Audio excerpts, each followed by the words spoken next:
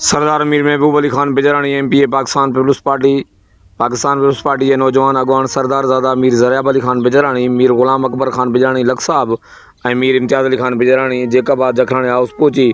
Pakistan Peoples party जेकबा जे चूंडियल MNA Mir एजाज़ हुसैन खान जखरानी सां संदसि नौजवान फर्जंद मरहूम मीर ज़ैद हुसैन खान जखरानी जे बेवक़्ताई ते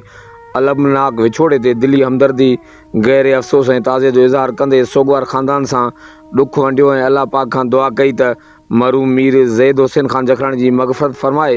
ऐं सोगवार ख़ानदान खे सिबरे जमील पुण अता फ़रमाए।